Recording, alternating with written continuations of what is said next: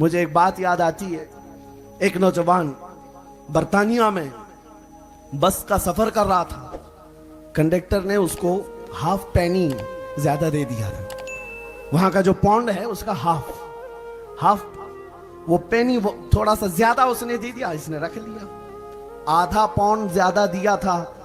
اور نوجوان وہ رکھ لیا اور کہا غلطی سے دیا ہوگا اس نے، رکھ لیتا ہوں۔ سفر 1 گھنٹے کا تھا، دل میں بار بار سوچتا رہا واپس کر دوں کہ رکھ لوں، واپس کر دوں کہ رکھ لوں۔ پھر سوچا اس ہاف پینی سے اس کا کیا ہونے والا ہے، کنڈکٹر کا، رکھ لیتا ہوں میرا ہی بھلا ہوگا۔ پورے سفر تک وہ رکھا رہا، بس سے اترنے والا تھا، دل نہیں مانا،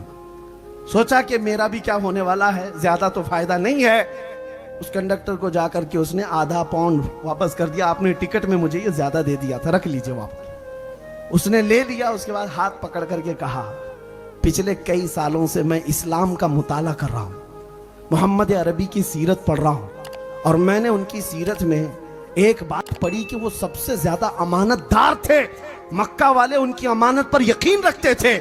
اور میں اسلام قبول کرنا چاہتا تھا، لیکن اس سے پہلے میں ایک ایگزام لینا چاہتا تھا کسی مسلمان سے کہ اس محمد عربی کی امانت ابھی باقی ہے یا نہیں۔ میں نے جان بوجھ کر کے آدھا پاؤنڈ تجھ کو زیادہ دیا تھا یہ دیکھنے کے لیے کہ محمد عربی کی امانت ابھی ہے یا نہیں، تو نے واپس کر کے اپنے نبی کی امانت کو زندہ کر کے دکھایا ہے، اور میں اسلام قبول کرتا ہوں۔ میرے عزیزوں، نوجوان نیچے اتر کر کے آیا اور اپنے دل کو پکڑ لیا، ہاف پینی یا آدھا پاؤنڈ،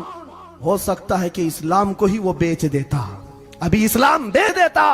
اگر وہ رکھ لیتا تو اس کے دل کے اندر کیا ہوتا کہ نبی پاک کی امانت ختم ہو گئی۔ اے نوجوانوں، آج میں تم سے کہنا چاہتا ہوں، جب دنیا عورتوں کی عزت لوٹ رہی تھی تب میرے نبی یہ فرما رہے تھے، ایک بچی جس کے گھر پیدا ہو جائے اگر وہ صحیح سلامت تربیت کر کے اس کا نکاح کر دے تو اس پر جنت واجب ہے۔ جب نبی پاک عورتوں کی عزت بیان کر رہے تھے،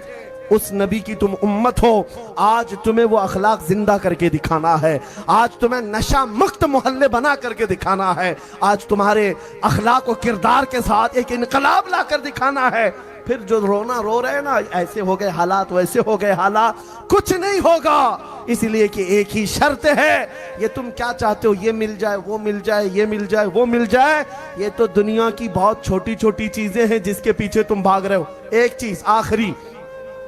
عرض کر رہا ہوں، کچھ لوگوں کو لگتا ہے مجھے حکومت میں عہدہ مل جانا چاہیے، میں کامن بن جاؤں، سیکولر بن جاؤں، میں اس کے پیچھے اس کے پیچھے بھاگوں، مجھے یہ چیز مل جائے، وہ دولت مل جائے۔ ارے یہ دنیا کی چھوٹی چھوٹی چیزیں جن کو حاصل کرنے کے لیے تم اپنی آئیڈینٹیٹی ختم کر رہے ہو، میں تمہیں بتاتا ہوں ملتا کیا ہے کہ محمد سے وفا تو نے تو ہم تیرے ہیں۔ ارے یہ جہاں چیز ہے کیا، لوح و قلم تیرے ہیں،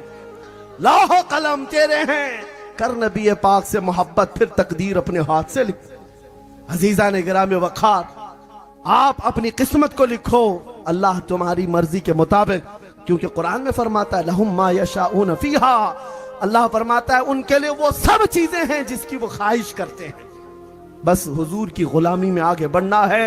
مسلک اعلیٰ حضرت پر قائم رہنا ہے۔ اب میں اپنے ان جملوں کے ساتھ غوث پاک رضی اللہ تعالیٰ عنہ کے سچے عاشقوں کو ایک پیغام دے کر کے جاتا ہوں، حالات کا رونا نہ روئیں، یہ بگڑے ہوئے حالات کا رونا روتے ہوئے زمانہ گزر گیا۔ اپنے دادا سے پوچھ لو، وہ بھی بتائیں گے ہمارے زمانے میں بھی حالات خراب تھے، ان کے دادا سے پوچھ لو، وہ بھی کہیں گے ہمارے زمانے میں بھی حالات خراب تھے۔ اسلام کے لیے ہر زمانے میں ایسے چیلنجز آتے رہے، لیکن تمہیں میرے عزیزوں گاڑی چلانا ہے تو پھر ٹریفک میں ہی چلنا پڑے گا، تم خالی روڈ کا انتظار کرتے کرتے کبھی ڈرائیونگ نہیں سیکھ پاؤ گے۔ آ جاؤ میدان میں اور اس کے بعد نکل پڑو میرے نبی پاک کی محبت میں، یہ اعلان کرتے ہوئے اے نوجوانوں ایک نعرہ دے کر کے جاتا ہوں، دنیا جتنی دولت کی طرف بلائے ٹھوکر مارو اور پھر یہ کہو اپنا سب کچھ گنبد خضرا کل بھی تھا اور آج بھی ہے، میرے نبی سے میرا رشتہ کل بھی تھا اور آج بھی ہے،